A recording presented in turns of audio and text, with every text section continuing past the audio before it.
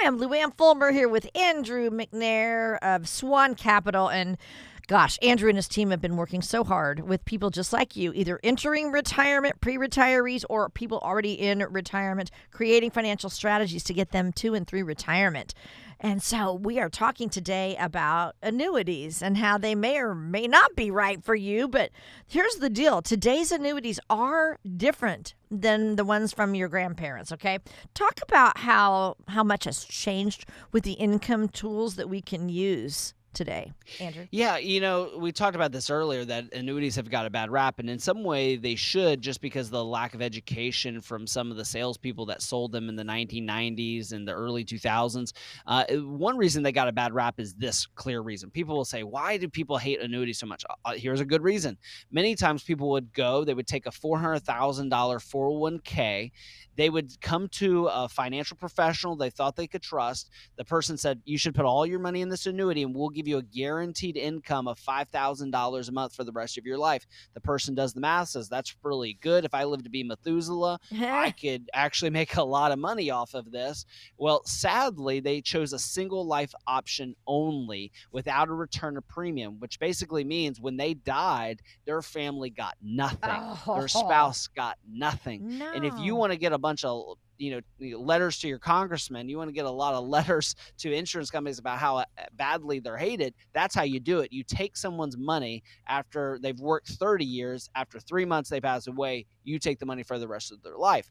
Now, again, the client signed up for that. The client should have been explained to that, but many times they weren't properly explained the detriment of what happens if they die. And that's why we don't want to use glossy brochures when we're explaining things. We want to tell you the nitty gritty. So if you're investigating an annuity, you're looking at annuity, you just purchased annuity, and you're in that 30-day grace period of purchasing that annuity, this is something I want to share with you. There are three types of annuities.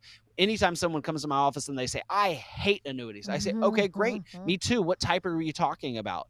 And they're like, "Types?" And I'm like, "Yeah, there's types of annuities." So a fixed annuity, I can't understand why someone would logically hate a fixed annuity unless they have a clear bias towards annuities. And I don't have a bias towards any investment. A MIGA, or a fixed annuity, a multi-year guaranteed annuity, is very similar to a CD.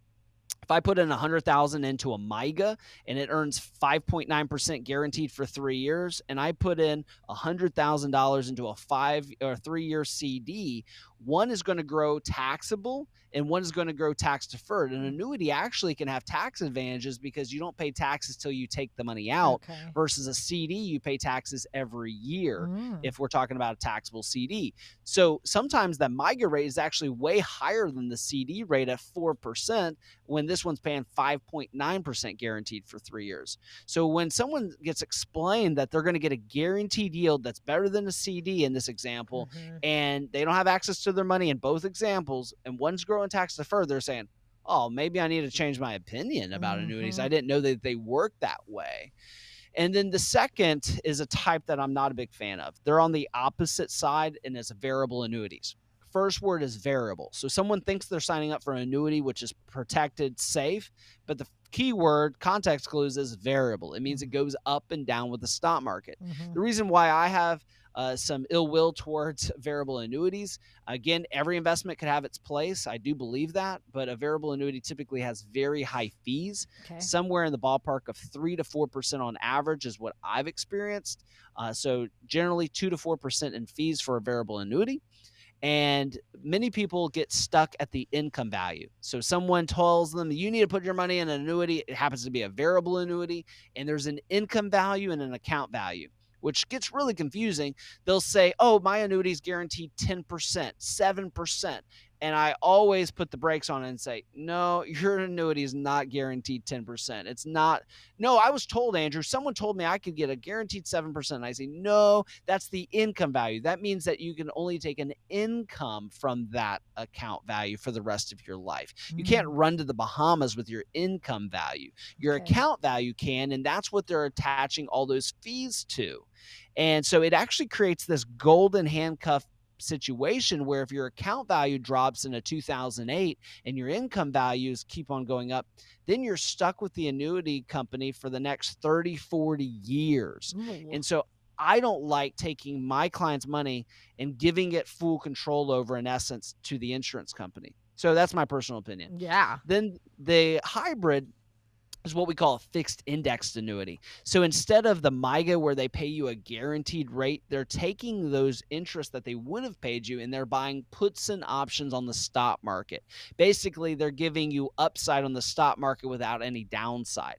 Now, typically fixed index annuities don't have any fees, which I like that. The MIGA doesn't have any fees. The variable annuity does, but the MIGA and the fixed index typically don't. And so when someone puts money in a fixed index annuity, I'll give you an example. Let's say I have a cap on the S&P 500 from 0 to 11%. Mm-hmm. It's like bowling with bumpers, Luann. So Yeah. that means if the market goes up 15%, you don't make 15%. You only make Okay. 11% in this example. Mm-hmm. But if the market tanks 20%, you get a zero. Okay. And once you've earned that interest, no one can take that away from you. But no one talks about the cons. There are one more con that you need to know about all annuities. Typically, all annuities reduce your liquidity. And Mm. so, with most annuities, though, you can take out a 10% penalty free withdrawal. And so, that 10% penalty free withdrawal allows you to take money over those 10 years because you can take out that 10% out every year.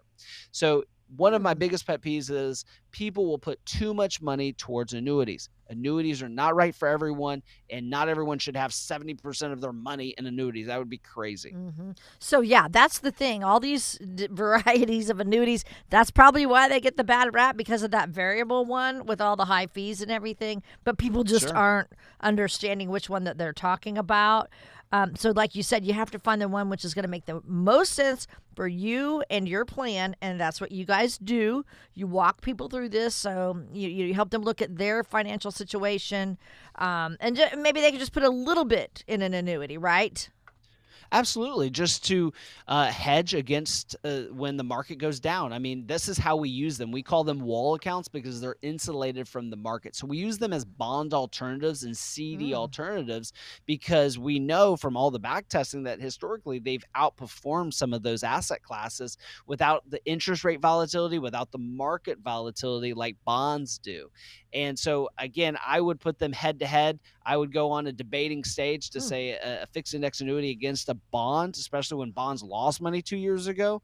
That again, probably the clear winner would be a fixed index if it was created right. If it was represented correctly, it could be a good tool to a lot of people's financial plans. But buyer beware. It's on your responsibility as well as the agent to Mm. understand what you're buying. Not all annuities are created equally. There's not only different types, there's different companies. Luann, I just ran across someone that had $800,000 in TSP. The person had a Gmail on their business card. They put 700,000 of her TSP into an annuity that she couldn't get only 5% out, not the 10% we just talked about, only 5%. She was locked up for not 10 years, but 14 years. Whoa. And here's the sad part is her cap on the S&P was only 4%. 4%. So I No. had a cap that had 11%, 11%. And I had to be frank with her. I said, I have no idea why they offered this when they could have Aw. offered this. I know this one pays me a lot, but this one doesn't pay me as much. Okay, so here's the deal. If someone's considering doing that, putting money in an annuity or really any type of vehicle, retirement planning vehicle, they should probably get a second opinion, right? Absolutely. It never hurts to get a second opinion. If someone's recommending an annuity for you, I hope you say, that's great. I want to think about this. Let me call Andrew to Mm-hmm. see if this is the best annuity. Am I getting recommended too much into an annuity? And sometimes I look at them and say, hey, you bought this a year ago. There's nothing you can do, but this one's not so bad. We can work around it. We can just leave it as is. There's things that we can do. If you're in that 30-day grace period and it's about to the clock strikes midnight, this actually happened it happened like 8 months ago where someone actually moved move their brokerage account to an annuity, the same company, then move their Roth IRA to the same company. And I said, oh no, I said, why did they recommend the same company for both? And why would you put Mm. your Roth IRA in annuity when that should be your most aggressive investment? And they said, we only have 5 days left until this annuity is in stone. And I say, you need to write that company immediately because this doesn't make sense for your financial situation. And that saved that family a 10-year period of frustration. So if you're listening and that could be your situation, give us a call at 1-800-848-8768. That's 1-800-848-8768 and tell our office, say, hey, I'm on a deadline to make a Mhm. decision and I need to get in to see Andrew.